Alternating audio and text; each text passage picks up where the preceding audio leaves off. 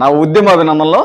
మరి ముఖ్యంగా మన ఆంధ్రప్రదేశ్ రాష్ట్రంలో మరి మీరు తీసుకున్నట్టుగైతే 2011 సెన్సస్ ప్రకారం వర్గీకరణ చేయటం జరిగింది. అయితే ఆ రోజు దాదాపుగా ఈ రాష్ట్రంలో సుమారుగా 35 నుంచి 40 లక్షల వరకు మా మాలలో ఓట్లు ఉన్నాయి. ఈరోజు 2026 వస్తున్నది కాబట్టి ఈ నేపథ్యంలో ఇప్పుడు సెన్సస్ తీసుకున్నట్టుగా సుమారుగా 55 నుంచి 60 లక్షలు ఓట్లు జనాభా ఉన్నటువంటి మరి సింగిల్ లార్జెస్ట్ క్యాస్ట్ ఈ రాష్ట్రంలో కేవలం మా మాల కులమే. వాస్తవంగా ఎక్కడైనా ఏం జరిగిందంటే ప్రస్తుత పరిస్థితులను బట్టి, జనరేషన్ బట్టి ఎక్కడైనా రిజర్వేషన్ కోటాలో బీసీలకు కానీ, ఎస్సీలకు కానీ, ఎస్టీలకు కానీ, ఎస్టీలకు ఉన్నటువంటి 33 ఉపకులాల్లో ఉన్నటువంటి వారికి కానీ, ఎస్సీల్లో ఉన్నటువంటి 59 ఉపకులాల్లో ఉన్నటువంటి వారికి కానీ, బీసీల్లో ఉన్నటువంటి 130 ఉపకులాల వారికి కానీ ఒక చోట బీసీ రిజర్వేషన్ అయితే ఆ గ్రామంలో ఏం జరిగిందంటే,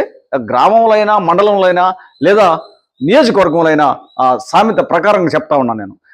ఆ గ్రామంలో ఒక యాదవులు, గౌడాసు, సాకలిసు ముగ్గురుంటే ఏ కులం వారు ఎక్కువ మంది జనం ఉంటారో, యాదవులు ఎక్కువ మంది జనం ఉంటే ఏ పార్టీ అయినా, అగ్రకుల పార్టీ కాకపోయినా ఏ పార్టీ అయినా సరే ఆ కులంకి కేటాయించింది అక్కడ సీటు.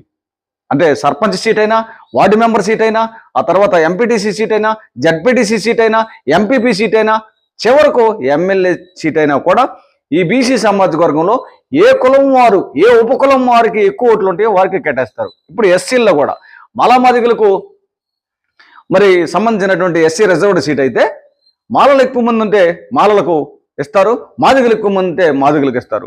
అదే ఎస్టీలకు వీళ్ళకున్నటువంటి 33 ఉపకులాల్లో కూడా ఎరుకుల, యానాది, లంబాడి ఇలాంటి వారిలో ఏ కులము ఎక్కువ మంది ఉంటారో వారికి ఆ ప్రాంతంలో అగ్రకుల పార్టీలు సీట్లు కేటాయిస్తాయి ఓట్ల కోసం.